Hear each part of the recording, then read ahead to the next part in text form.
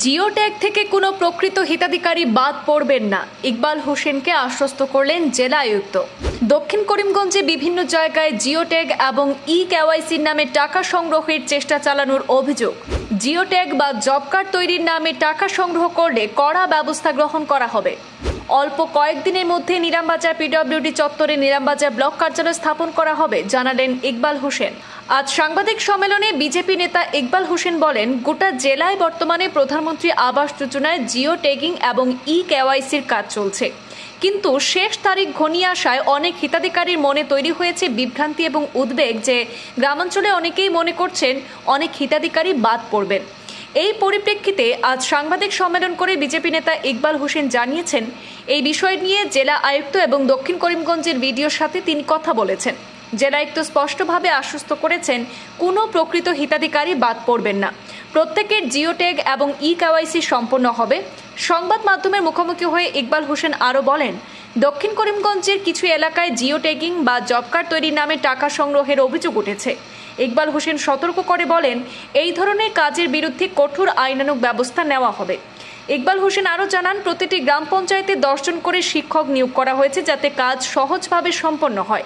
তিনি নিলামবাজার ব্লক স্থাপন প্রসঙ্গে সিদ্দিক আহমদের সমালোচনা করে বলেন, অল্প কয়েকদিনের মধ্যে নিলামবাজার পিডব্লিউডি চত্বরে নিলামবাজার ব্লক স্থাপন করা হবে। আমাদের হাতে মন্তব্য রয়েছে, শুনে নিন বিস্তারিত।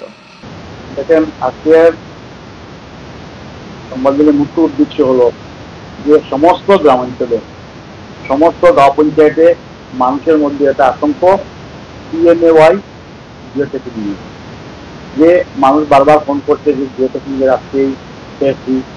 কেউ কেউ ফোন করছে যে সমস্ত পঞ্চায়েতে জিও ট্যাগিং যাদের দায়িত্ব দেওয়া হয়েছে তারা সঠিকভাবে করছে না, বা আজকেই যদি শেষ দিন হয় তাহলে ওনাদের সেই ভোটগুলো জিও ট্যাগিং হবে না বা ওরা পিএমএওয়াই পাবে না। তো সেই বিষয় নিয়ে আমি আজকে ডিসি মহোদয়ের সঙ্গে এবং বিডিও সাউথ করিমগঞ্জের সঙ্গে আমি দীর্ঘক্ষণ আলোচনা করেছি।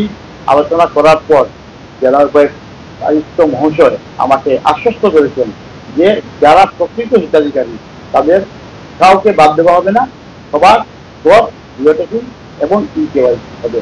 তাছাড়া কিছু কিছু জায়গায় যেমন অভিযোগ আসছে যে জিও ট্যাগিং বা জব কার্ড নিয়ে কেউ কেউ গরিব মানুষের কাছে ওরা উৎকুচ বা ঘুষ নেওয়ার জন্য প্রচেষ্টা চালাচ্ছে।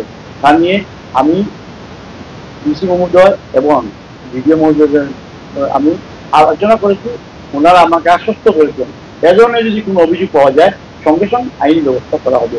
উনি যেই হন না কেন, উনি যদি কোনো নির্বাচিত প্রতিনিধি হন বা সাধারণ মানুষ হন, যেই হন না কেন, ওনার এগেইনস্টে আইনি পদক্ষেপ নেওয়া হবে। তাছাড়া প্রত্যেকটা গাঁও পঞ্চায়েতে 10 জন করে স্কুল টিচার দেওয়া হবে, যাতে পিএমওয়াই ঘরের কেওয়াইসি গুলো সুন্দর সুষ্ঠুভাবে সম্পন্ন।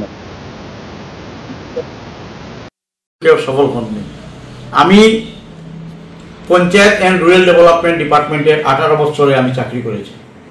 আমি জানি সরকার থেকে কিভাবে দাবি আদায় করতে হয়। সেই জন্য এটা নিয়ে আমার দীর্ঘদিনের প্রচেষ্টা ছিল। আপনারা দেখবেন অল্প কিছু দিনের মধ্যেই নিলামবাজার ব্লক হেডকোয়ার্টার নিলামবাজারে স্থানান্তরিত হবে এবং সেটা পিডব্লিউডি আইবিতেই হবে। কিছু কিছু নেতা আমাকে বলেন আমি কে, তার জবাবে আমি বলি, আমি দক্ষিণ করিমগঞ্জের জনগণের 24,000 ভোট দিয়েছেন, ওনাদের আমি প্রতিনিধি। আমি হয়তো সরকারি টাকা স্কিম পাইনি, সরকারি টাকা আত্মসাৎ করে আজকে 1000 কোটি টাকার মালিক হইনি, কিন্তু মানুষের হৃদয়ে আমি স্থান করে নিয়েছি। সেটা দক্ষিণ করিমগঞ্জের আনাচে কানাচে আপনারা গেলে খবর পাবেন। তাছাড়া জব কার্ডের নামে অনেকে মানুষের কাছ থেকে টাকা পয়সা কালেকশনের চেষ্টা করেছে। সেই ব্যাপারে আমি সবাইকে দক্ষিণ করিমগঞ্জবাসী যারা আছেন সবাইকে সতর্ক করছি, আপনারা কাউকে 1 টাকা উৎকুচ দিবেন না, বিনা পয়সায় আপনাদের জব কার্ড হবে।